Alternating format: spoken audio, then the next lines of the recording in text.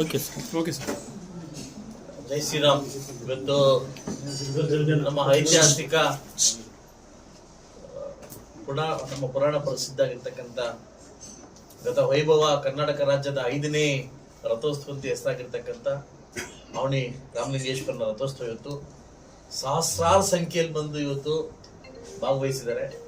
ಸುಮಾರು 15 ದಿವಸಗಳ ಹಿಂದೆ ಎಲ್ಲಾ ತರ 15 ದಿವಸ ಹಿಂದೆ ತಯಾರು ಮಾಡಿಕೊಂಡು ರೋಡ್ ವ್ಯವಸ್ಥೆ, ಕುಡ್ಲಿಕ್ಕೆ ನೀರು ವ್ಯವಸ್ಥೆ, ಹೆಣ್ಮಕ್ಳ ಒಂದು ಸುರಕ್ಷತೆ ವ್ಯವಸ್ಥೆ, ಮತ್ತೆ ಎಲ್ಲ ಟಾಯ್ಲೆಟ್ ವ್ಯವಸ್ಥೆ, ಸ್ವಚ್ಛತೆ ವ್ಯವಸ್ಥೆ, ಹೆಚ್ಚಾಗಿ ಸ್ವಚ್ಛತೆ ವ್ಯವಸ್ಥೆ ಎಲ್ಲ ನೋಡಿಕೊಂಡು ಇವತ್ತು ಇಡೀ ನನ್ನ ತಂಡ, ತಾಲೂಕು ಆಡಳಿತ ತಂಡ ಎಲ್ಲ ಸೊಗಸಾಗಿ ಮಾಡಿದೀವಿ.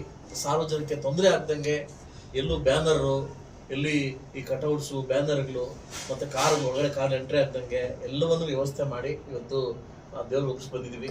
ಈಗ ತಾನೇ ರಥ ಪೂಜೆ ಮಾಡಿಕೊಂಡು ಸ್ವಾಮಿಲಿಂಗೇಶ್ವರಕ್ಕೆ ಚಾಲನೆ ಕೊಟ್ಟು ಬಂದಿದ್ದೀವಿ. ನಾನು ಒಂದೇ ದೇವ್ರ ಹತ್ರ ಕೇಳ್ಕೊಂಡಿದ್ದು, ಯಾರಿಗೂ ತೊಂದರೆ ಆಗ್ದಂಗೆ, ಯಾರೊಬ್ಬರಿಗೂ ಹೆಚ್ಚು ಕಡಿಮೆ ಆಗ್ದಂಗೆ ಕಾಪಾಡಪ್ಪ ಅಂತ ಕೇಳ್ಕೊಂಡ್ ಬಂದಿದ್ದೀನಿ.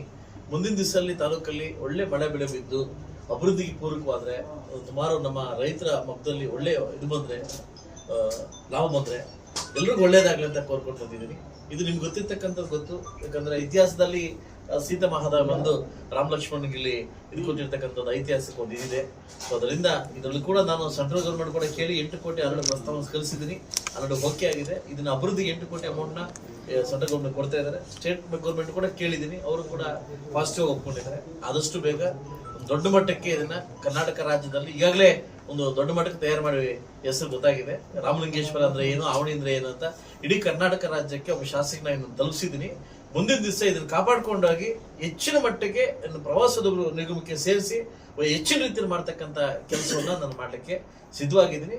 I happy. ನನಗೆ ತುಂಬಾ ಖುಷಿ ಆಯ್ತು. ಇವತ್ತು 15 ದಿವಸದಿಂದ ಸತತವಾಗಿ ಕ್ಲೀನಿಂಗ್ ಮಾಡಿ, ಯಾರಿಗೂ ಏನೋ ವ್ಯವಸ್ಥೆ ಆದಂಗೆ, ದೇವಸ್ಥಾನದಲ್ಲಿ ಯಾರಿಗೂ ವ್ಯವಸ್ಥೆ ಆದಂಗೆ, ನಮ್ಮ ಇದು ಸಲೀಸಾಗಿ ನಮ್ಗೆ ದರ್ಶನ ಮಾಡ್ಲಿಕ್ಕೆಲ್ಲ ವ್ಯವಸ್ಥೆನ ಮಾಡ್ಕೊಟ್ಟಿದ್ವಿ. ಒಳಗಡೆ ಒಂದು ಕೂಲರ್ ಹಾಕಿದೀವಿ, ಆಚೆ ಕಾಲ್ ಸುಡ್ದಂಗೆ ಮ್ಯಾಟ್ಗಳು ಹಾಕಿದೀವಿ. ಹೊಸ ರಥ, ಲಾಸ್ಟ್ ಟೈಮ್ ರಥ ಸ್ವಲ್ಪ ಹೆಚ್ಚು ಕಡಿಮೆ ಆಗಿತ್ತು, ಹೊಸ ಚಕ್ರಗಳನ್ನ ಮಾಡಿ ಅದನ್ನೇ ಮುಂದೆ ನಿಂತು ಮಾಡಿ ಅದನ್ನೆಲ್ಲ ವ್ಯವಸ್ಥೆ ಮಾಡಿದ್ವಿ.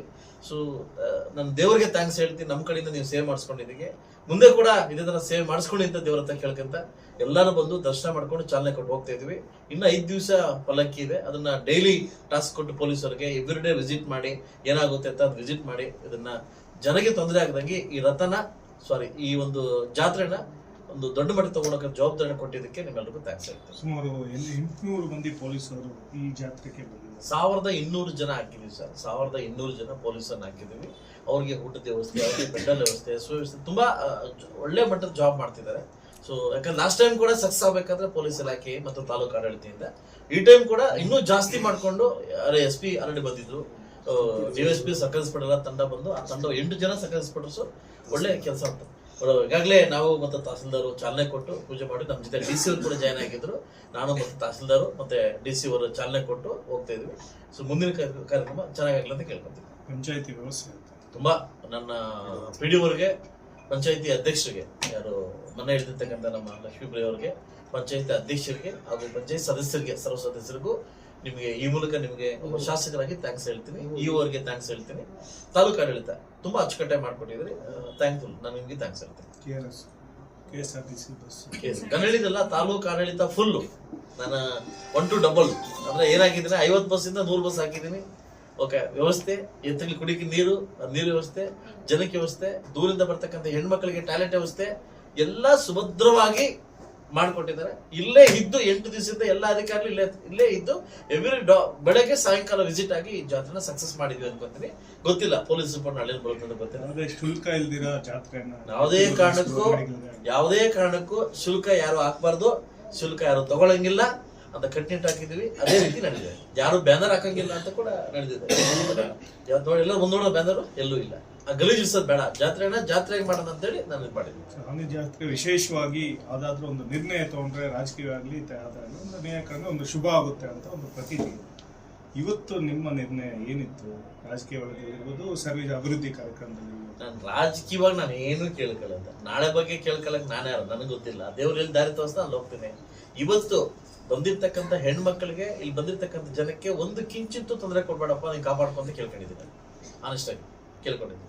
ಸೊ ಆಸ್ ಯೂಶುವಲ್ ನಾನು ಫ್ಯಾಮಿಲಿ ಬಗ್ಗೆ ಕೇಳಿದ್ದೀನಲ್ವಾ. ಸೊ ಅದರಿಂದ ಮುಂದಿನ ದಿವಸದಲ್ಲಿ ರಾಜಕೀಯ ಭವಿಷ್ಯ ಏನಪ್ಪ ದಾರಿ ಪ್ರತಿ ವರ್ಷ ಮಾಡ್ಕೊಳ್ತಕ್ಕಂಥ ಅವಕಾಶ ಇದ್ರೆ ಅಯ್ಯಪ್ಪ ಅವಕಾಶ ನಮ್ಗೆ ಕೊಡ್ತಾನೆ.